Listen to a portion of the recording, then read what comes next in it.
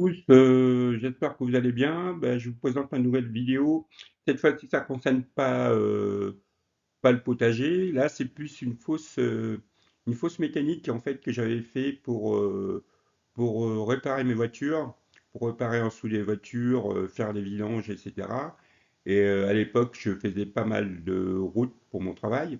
Et, euh, et je me suis dit, ben, pourquoi pas faire une fosse dans mon garage. Et donc, déjà à la base, j'avais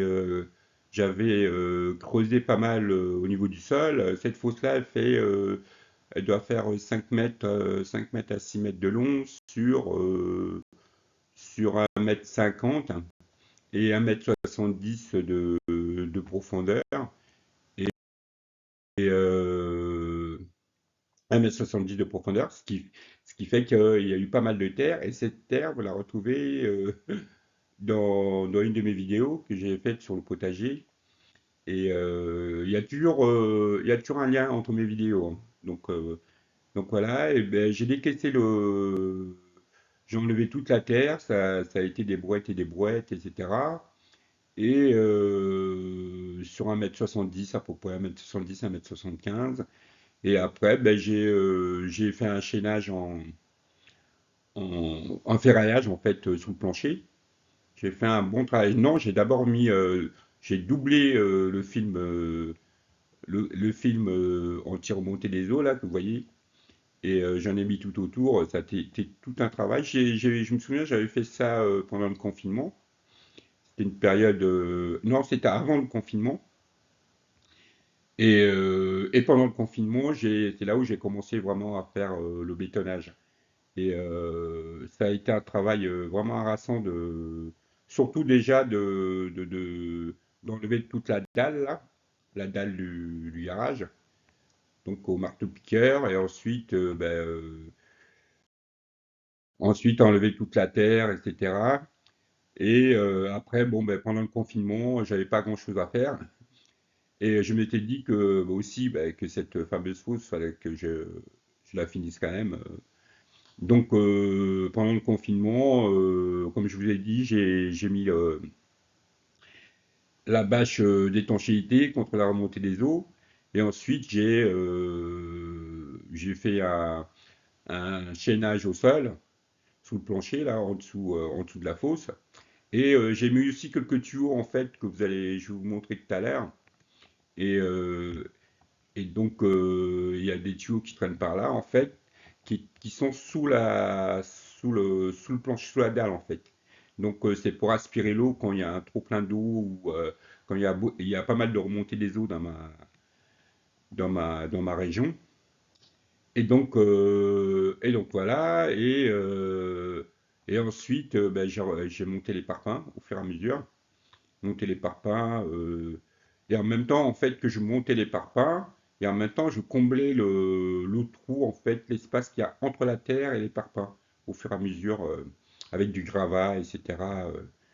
Et, euh, et du coup, en fait, il y a un moment, je me suis demandé ben, comment je vais descendre dans ma fosse, en fait.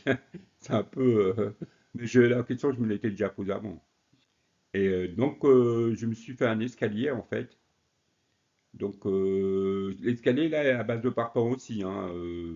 Donc, j'avais déjà fait l'eau plancher, la dalle en béton, et ensuite, ben, la terre, en fait, il y a la terre en dessous le- les parpaings, mais c'était déjà ferraillé aussi, et aussi, j'ai mis aussi du béton, hein. Donc, ben, j'ai creusé un escalier, quoi, en fait, et j'ai mis des parpaings, lié des parpaings au fur et à mesure. En fait, c'est pour avoir un accès beaucoup plus rapide, quoi, que de prendre une échelle à chaque fois pour descendre, etc. Donc voilà. Et les fameux drains, ils sont là, en fait. C'est des drains que j'ai mis pour aspirer l'eau qu'il y a en dessous de la dalle quand il y a quand ça pleut trop en fait, parce que ici on a un sol qui est très, où il y a beaucoup de remontées d'eau.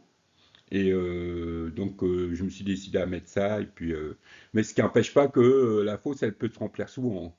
Donc, c'est quand même un gros problème ici. Mais bon, moi, ça me gêne pas trop. Quand j'ai besoin de faire de la mécanique sur mes voitures, ben, j'aspire la flotte.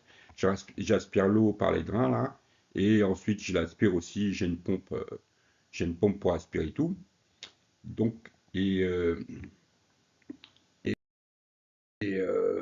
donc, les travaux finis, je sais pas si vous avez vu, j'avais comblé toute cette partie-là, en fait, bien avec du béton. J'avais mis des cales pour avoir un aliment bétonné, et ensuite j'ai bétonné, et pour pouvoir, en fait, mettre au fur et à mesure mes planchers, en fait. Les planchers que je mets au fur et à mesure, que j'ai mis comme ça, en fait. Je l'ai mis aux longueurs au fur et à mesure, en fait. Donc, donc pour arriver au niveau de la descente d'escalier, au niveau de la descente d'escalier, je pense que c'est une petite fosse qui est bien sympathique, qui me dépanne pas mal quand quand j'en ai besoin. Et en même temps, c'est discret, en fait, ça me permet, dès que j'ai fini, ben, je remets toutes mes planchers en place, et puis nu vu, nu connu, c'est l'idéal, c'est surtout bien pour en fait des gens avec l'âge et le temps.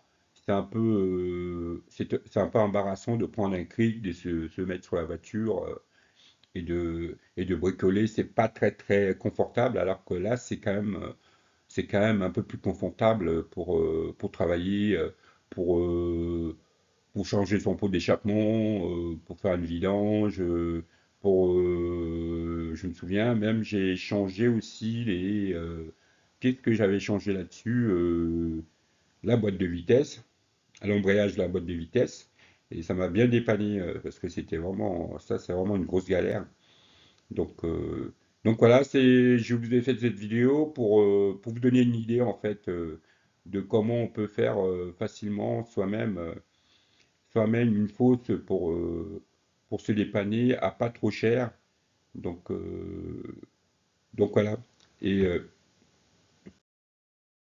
et ça fait déjà depuis, j'ai commencé à la faire en 2019, ça fait déjà 5 ans que je l'utilise.